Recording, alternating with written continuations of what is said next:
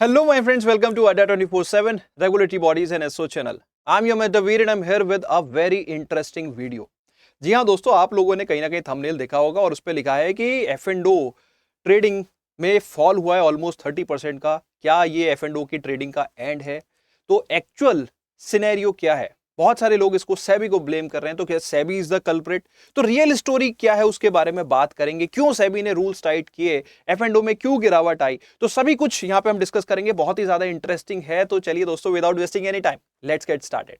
But before starting our video guys, अगर आप हमारे चैनल पे नए हैं तो जल्दी से चैनल को सब्सक्राइब कर लो, वीडियो को लाइक कर दो और गूगल प्ले स्टोर से हमारे अड्डा 24/7 ऐप को डाउनलोड कर लो, क्योंकि आपको बहुत सारा कंटेंट फॉर फ्री मिलता है फॉर डिफरेंट गवर्नमेंट एग्जामिनेशंस। और फ्री कंटेंट से याद आया दोस्तों, अगर आपको सेबी वेबसाइट की कंप्लीट कवरेज चाहिए, वहां के सर्कुलर्स की, या फिर आपको आरबीआई वेबसाइट के सर्कुलर्स की, या banking and finance current affairs की पीडीएफ चाहिए, तो वो आपको मेरे ग्रुप पे मिल जाएगी। कम्युनिटी सेक्शन में मेरा ग्रुप है फाइनेंस बाय वीर सर, इसको जल्दी से फॉलो कर लो। एंड अगर आप हमारे किसी कोर्स में एनरोल करना चाहते हैं, रेगुलेटरी एग्जाम्स की अगर आप प्रिपरेशन कर रहे हैं, तो मेरा सजेशन रहता है गो विद द रेगुलेटरी का महापैक और बैंक महापैक प्लस, जिसमें एक ही कोर्स के अंदर multiple regulatory and banking exams की कवरेज मिलती है। और इस कोर्स को अफोर्डेबल बनाता है code Y581 and the coins from the app. तो if you want to enroll now.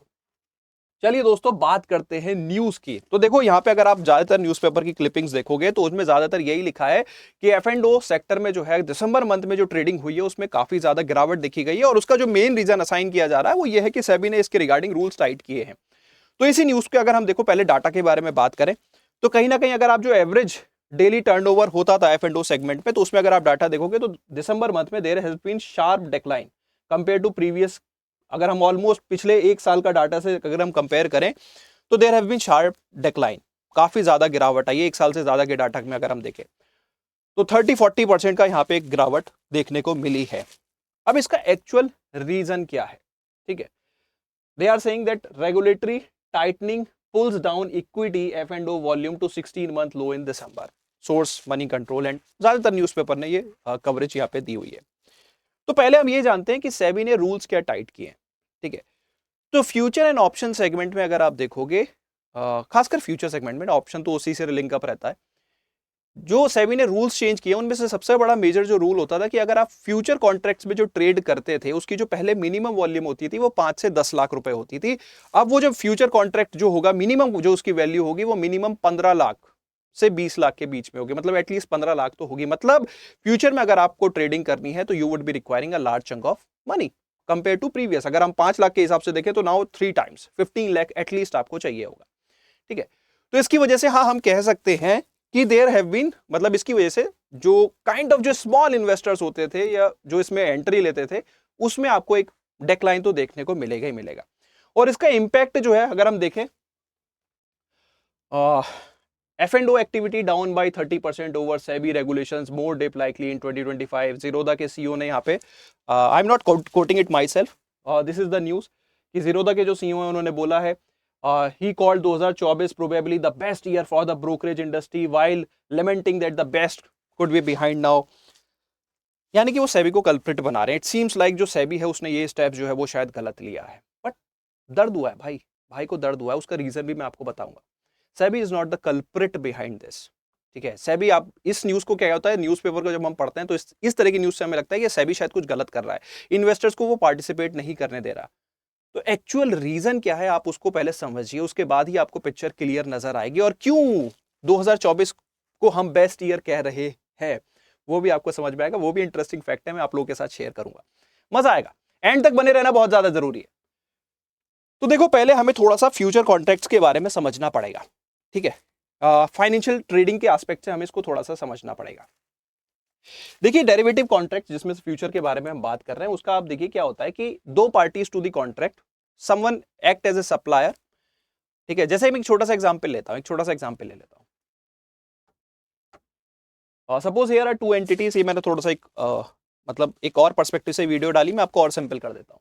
मतलब ये इमेज जो डाल ली है, ए ने बी को बोला कि भाई मैं फ्यूचर में आपको कुछ गुड्स सप्लाई करूंगा और आप मुझे इसका पेमेंट कर देना एट ए पर्टिकुलर रेट। तो इस चीज को ऑफिशियल करने के लिए वो क्या करेंगे, दोनों जो है एक कॉन्ट्रैक्ट में आ जाएंगे।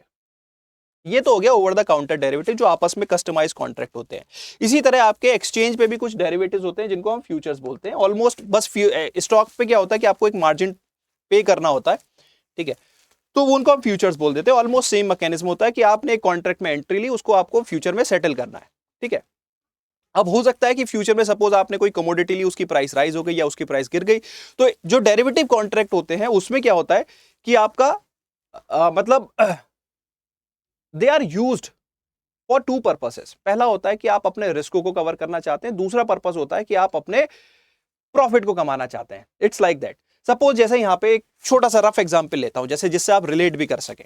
सपोज ए ने बोला कि मैं एक घर बेचना चाहता हूं, ठीक है, इस घर को मैं 10 लाख के रेट पे बेचना चाहता हूं, क्योंकि शायद ए को लग रहा हो कि यार ठीक है फ्यूचर में इसकी प्राइस गिर सकती है, यहाँ पे कंस्ट्रक्शन कुछ हो नहीं रहा, तो ही माइट फील कि ये जो घर की जो प्राइस है वो गिर सकती है, ठीक है, बढ़ती तो बेचता ही क्यों, ठीक है। देन बी है, बी को लग रहा है कि यार ये जो 10 लाख का घर है खरीद लेता हूं, अफोर्डेबल प्राइस पे मिल रहा है, हो सकता है कल को इसकी प्राइस राइज हो जाए। तो दोनों के मन में कुछ ना कुछ चल रहा होगा।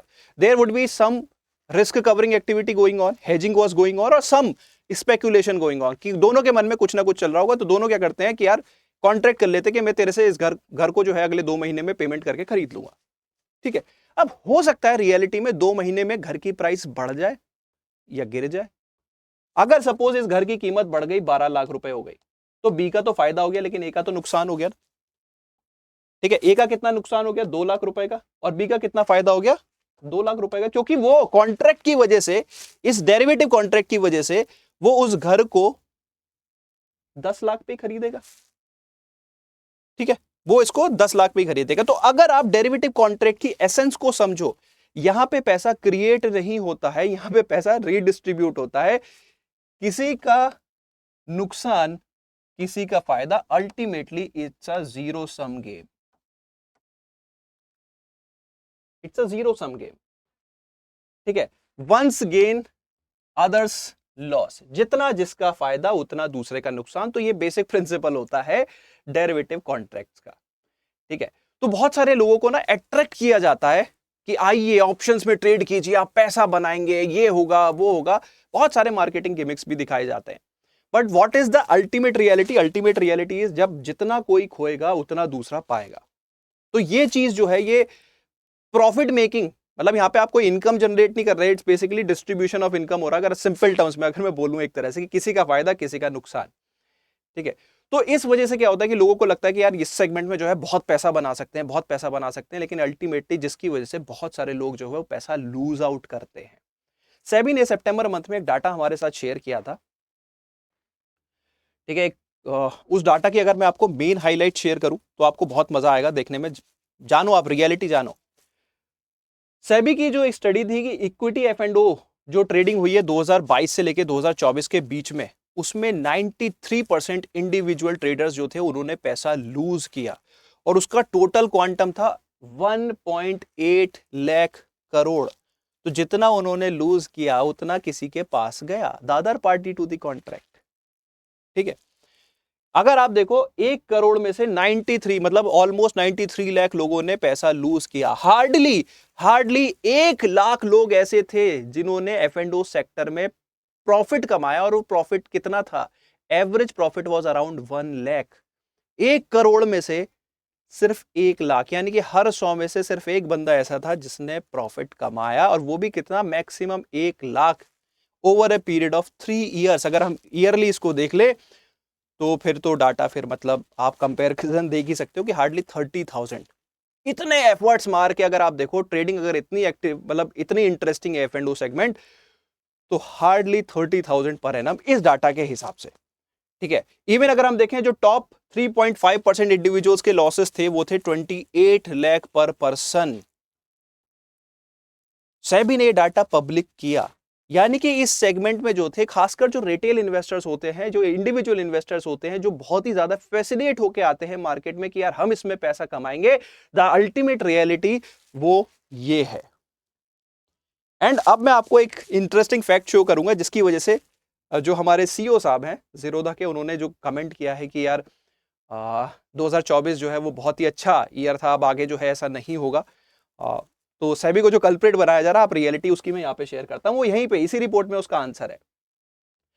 जो ब्रोकरेज चार्जेस वगैरह आप पे करते हैं ना, ठीक है, जो इंडिविजुअल्स ने ब्रोकरेज चार्जेस वगैरह पे किए हैं इन फ्रॉम द ईयर 2022 से 2024, जो ट्रांजैक्शन कॉस्ट वो बियर करते हैं, total transaction cost was 50,000 crore, जो वो ट्रांजेक्शन कॉस्ट देते हैं for executing a trade, brokerages को, मतलब जिसमें ब्रोकरेज चार्ज भी होते हैं और उसके अलावा अदर चार्जेस भी होते हैं। तो ये जो 50,000 करोड़ का मार्केट था, दिस इज ऑन डिक्लाइन। तो इसकी वजह से they should blame SEBI but the reality is SEBI ने जो नॉर्म्स टाइट किए हैं, it is in the interest of the individual investors who are fascinated towards the F and O segment, जो F and O segment को बड़ा profitable मान के एकदम उसमें इंटरेस्ट इन्वेस्ट करने चले आते हैं। तो उसके रिगार्डिंग कहीं ना कहीं नॉर्म्स टाइट करना जरूरी है। अगर फ्यूचर सेगमेंट में जब लॉट साइज बढ़ जाएगा तो उसमें, क्योंकि अब ज्यादा पैसा लगाना पड़ेगा, तो उसमें क्या है, ट्रेडिंग कम हो जाएगी, तो ऑटोमेटिकली जो फ्यूचर से लिंक अप हमारा ऑप्शन सेगमेंट रहता है उसमें भी ट्रेडिंग कम हो जाएगी, उसमें भी स्पेकुलेशंस थोड़े से कम हो जाएंगे, because less investors would be there. जितने ज्यादा इन्वेस्टर्स उतनी ज्यादा स्पेकुलेशंस। ठीक है, so this, I think this initiative was the right step by the SEBI to protect the individual investors. SEBI का एक मेजर फंक्शन क्या होता है, to protect, to aware and protect the consumers. ठीक है, तो SEBI I think is on the right track. वो अपने जो इन्वेस्टर्स हैं उनको कहीं ना कहीं अवेयर करने में कहीं ना कहीं इंपॉर्टेंट रोल प्ले कर रहा है, उनके प्रोटेक्ट करने में जो इनिशिएटिव्स लेके आ रहा है वो कहीं ना कहीं मेरे ओपिनियन में तो सही है। बाकी आपका क्या कहना है कमेंट सेक्शन में मेरे को जरूर बताना। ठीक है, बाकी एक लास्ट में वीडियो एंड करने से पहले आप लोगों के साथ एक कोट जरूर शेयर करूंगा, और ये मेरा फेवरेट कोट भी है, कई बार मैं अपने सेशन में इसको लगा भी चुका हूं। If stock market experts were so expert, they would be buying stocks, not selling advices. ठीक है, तो क्या होता है, बहुत सारे बच्चे मेरे पास भी आते हैं कि सर आप कुछ बताइए। देखिए, आई am not a SEBI registered entity, तो मैं कभी इस बारे में बात नहीं कर सकता। लेकिन आप क्या होता है कि कई बार बहुत सारे टेलीग्राम ग्रुप्स, ये वो दुनिया भर पे आपको बहुत सारी एडवाइस देने वाले लोग मिल जाते हैं।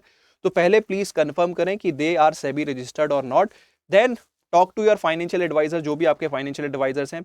डायरेक्टली अगर आप एफ एंड ओ में कूदोगे विदाउट एनी नॉलेज, या even in the equity segment, तो चांसेस आर देयर कि आप काफी पैसा लूज कर सकते हो। ठीक है, एंड लूज करने का मतलब है if you are losing something someone else will gain, and generally अगर आप देखो who will gain, the large institutions, the banks, the entities, मतलब the insurance companies, these are the large entities that will ultimately take up your money. ठीक है, तो please be smart enough, and if you do not understand any concept, please get the awareness regarding that, and then you can practice that with the expert as advice. ठीक है, और वो expert advice अगर SEBI registered entities की हो तो ज्यादा अच्छा है।